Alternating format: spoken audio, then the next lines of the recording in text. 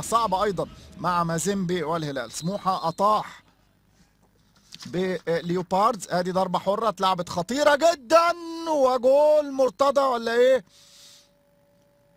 تسلل. لا والله حسبها جول. اول اهداف اللقاء مرتضى فال، وكأن بالفعل سموحة لا يواجه الا هذا اللاعب، يدافع ويهاجم ويسجل اهداف ويفعل كل شيء في المباراة، لكن الكرة فيها تسلل، فيها شك تسلل واضح. خلينا نشوف اهي، ادي كوره، اللمسه دي مين اللي لمسها؟ لحظه لمس الكوره من محسن ياجور، اعتقد ان مرتضى فال كان في موقف تسلل. خلينا نشوف الاعاده ونركز عليها اكتر لو اعيدت مره اخرى او بين الشوطين في فتره الاستراحه في الاستوديو التحليلي. بكل تاكيد لاعبي سموحه بيعترضوا على كون الكوره لمسه يد اصلا، لكن انا اشك ان فيها اوفسايد. على اي حال احتسب الهدف.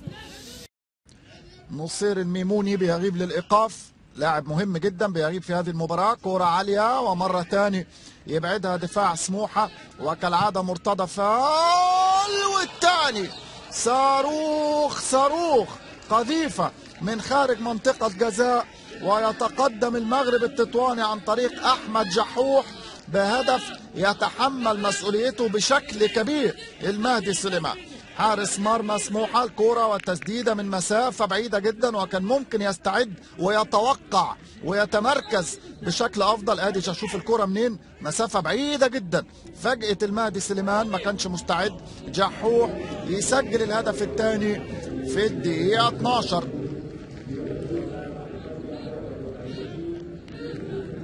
اتنين صفر المغرب التطواني.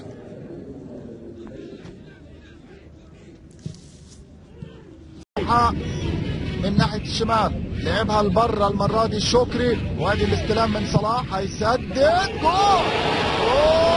جول. أخيرا يرجع سموحة للمباراة وفي توقيت رائع. لسه الأقل في انتزاع نقطة التعادل لكي تتساوى الرؤوس في هذه. لا اتأجل التبديل لبعد الضربة الركنية. شكري عالية ورأسية تاني لسه خطيرة. جول هيرمان كوار. هي الركنيات تاني بركنية في دول 32 امام نيمبا، سجل هدفين في الدقيقة 83 والدقيقة 90. سموحة في هذه المباراة من 2-0 يكافحوا ويقاتلوا كرويا ويرجعوا في النتيجة ويسجلوا الثالث.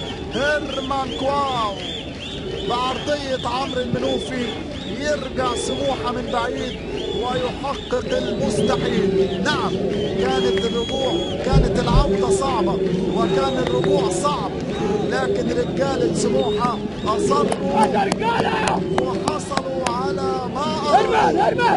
المغرب التطواني أهدر فرص التقدم في هذه المباراة، أهدر فرص قتل المباراة أكثر من مرة. في الشوط الثاني نجح سموحة في استغلال كورتين من ركنيتين، ثم الكرة الثالثة يبقى عرضية ثاني من عمرو المنوفي ويسجل هيرمان كواو الهدف الثالث.